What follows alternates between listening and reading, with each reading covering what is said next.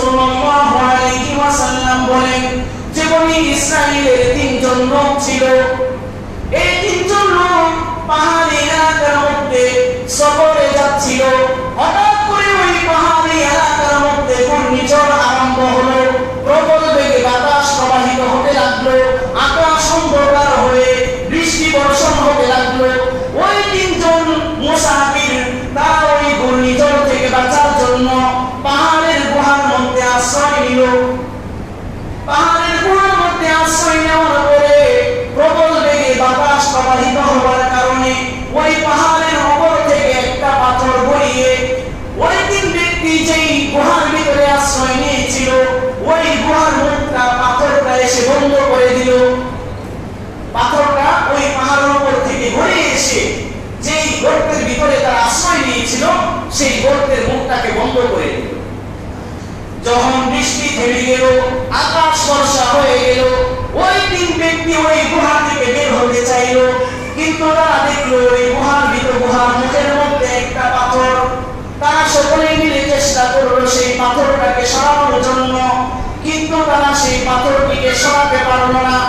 তিন ব্যক্তি মিলে পরামর্শ করলো যে আমরা তো এই গুহা থেকে বের হতে পারবো না। আমরা যদি আমাদের যে আমল আছে সেই নেক আমলের উসিলায় আল্লাহ রাব্বুল আলামিনের কাছে দোয়া করি, হয়তো আল্লাহ রাব্বুল আলামিন সেই নেক আমলের উসিলায় আমাদেরকে এই পাহাড়ের গুহা থেকে রক্ষা করবেন। তারা তিনজন দোয়ার আমল করতে লাগলো। কিসের আমল? দোয়ার আমল করতে লাগলো। প্রত্যেকেই বলতে লাগলো যে আমাদের জীবনের মধ্যে কার কি নেক আমল আছে, এই নেক আমলগুলোকে উসিলা করে যদি আল্লাহ রাব্বুল আলামিনের কাছে দোয়া করি তাহলে আল্লাহ রাব্বুল আলামিন আমাদের এই দোয়াকে কবুল করবেন। প্রথম ব্যক্তি সে আল্লাহ রাব্বুল আলামিনের কাছে দোয়া করতে লাগলো, হে আল্লাহ, হে আমার মাওলা, হে আমার মনিব, যে আমার বৃদ্ধ এবং বৃদ্ধা মাতা পিতা ছিল, তারা বাড়ির মধ্যে থাকতো, আমি সারাদিন ছাগল এগুলি মাঠের মধ্যে চড়াতাম। সন্ধ্যাবেলা যখন আমি এগুলিকে চড়িয়ে বাসায় ফিরে আসতাম তখন আমি সেই ছাগলের দুধ গ্রহণ করে সর্বপ্রথম আমার পিতা মাতাকে পান করাতাম, এরপরে আমার সন্তান সন্ততি স্ত্রীদেরকে পান করার জন্য দিতাম। হঠাৎ করে একদিন কোনো কারণে আমার আসতে অনেক রাত হয়ে গেল। এসে দেখি যে আমার বৃদ্ধা পিতা মাতা তারা গভীর ঘুমে আচ্ছন্ন হয়ে আছে। আমি ওই সময় দেখলাম যে আমার ছোট ছোট শিশুরা, সন্তানরা তারা ক্ষুধার কারণে কান্নাকাটি করছে আর আমাকে ডেকে বলছে, বাবা আমার অনেক ক্ষুধা লেগেছে, আমাকে দুধ পান করতে দেন। হে আল্লাহ, আপনি সাক্ষী, ওই সময় আমি আপনার সন্তুষ্টির জন্য আমি আমার সন্তানদেরকে দুধ পান করাই নাই। আমি আমার পিতা মাতার শিয়রের নিকটে গ্লাসের মধ্যে দুধ নিয়ে আমি দাঁড়িয়েছিলাম। যখন আমার পিতা মাতা ঘুম থেকে জাগ্রত হলো এরপরে আমি তাদেরকে দুধ পান করিয়েছি। এরপরে অবশিষ্ট যেই দুধ ছিল সেই দুধ আমার সন্তান সন্ততিদেরকে পান করতে দিয়েছি।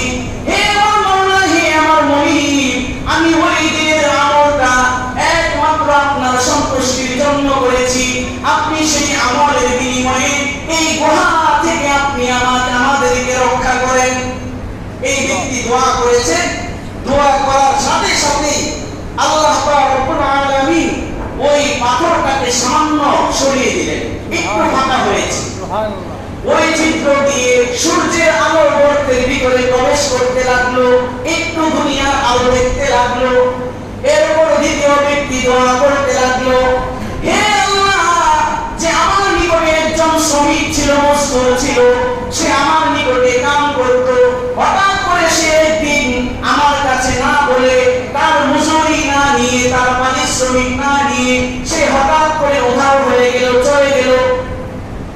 আমি সেই যে তার চাকরির টাকা ছিল, তার পারিশ্রমিক ছিল, সেই পারিশ্রমিকের টাকা আমি কি করব? সেই টাকা দিয়ে আমি কিছু ছাগল কিনলাম, সেই ছাগল কিনে আমি লালন পালন করতে লাগলাম, ব্যবসা করতে লাগলাম। সেই ছাগল থেকে বাচ্চা দিল, আবার সেই বাচ্চা থেকে বাচ্চা দিল, এভাবে মাস পড়ে গেল ছাগলের দ্বারা।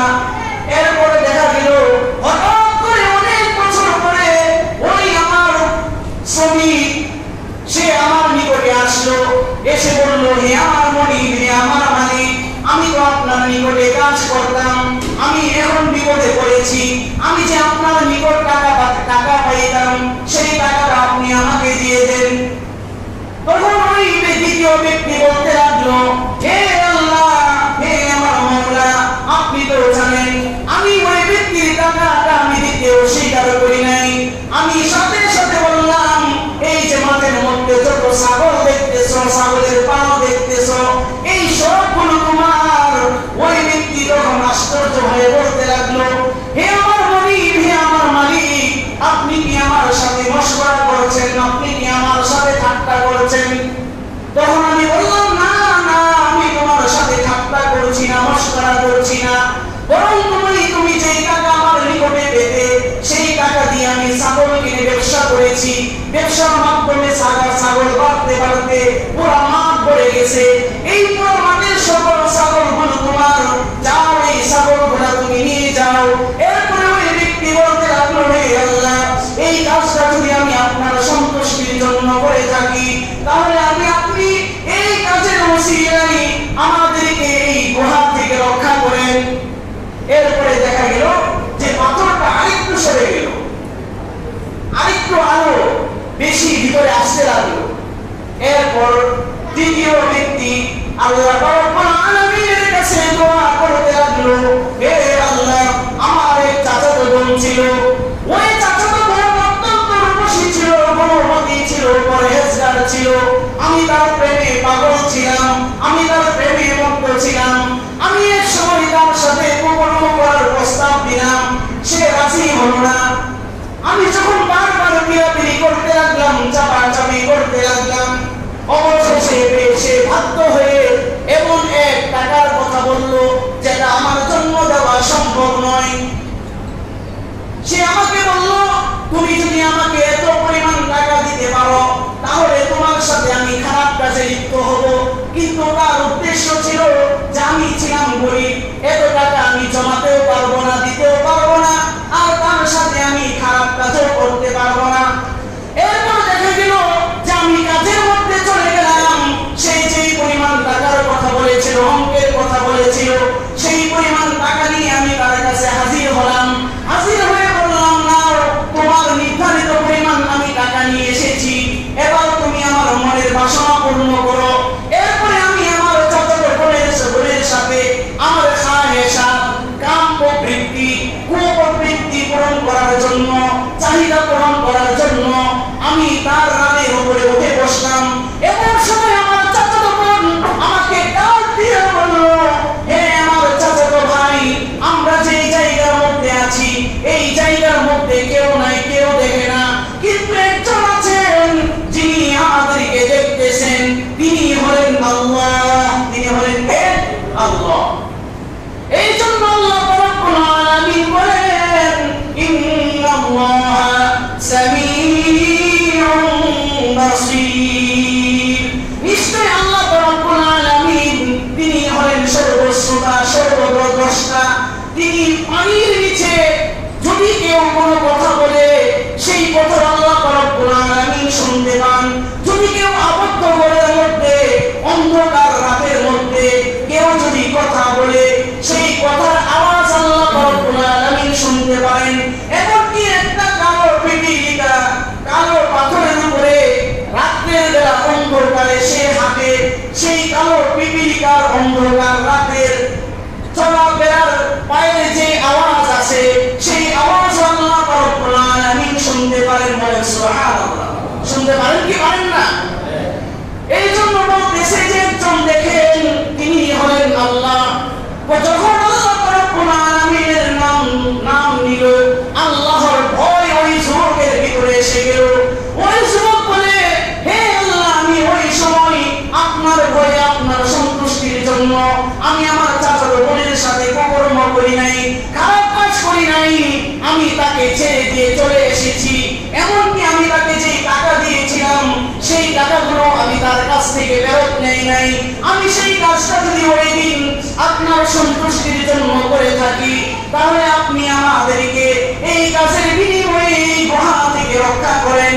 আল্লাহ রাব্বুল আলামিন ওই তিন যুবকের দোয়া আমলের বদৌলতে কবুল করে নিলেন। দোয়া করতে দেরি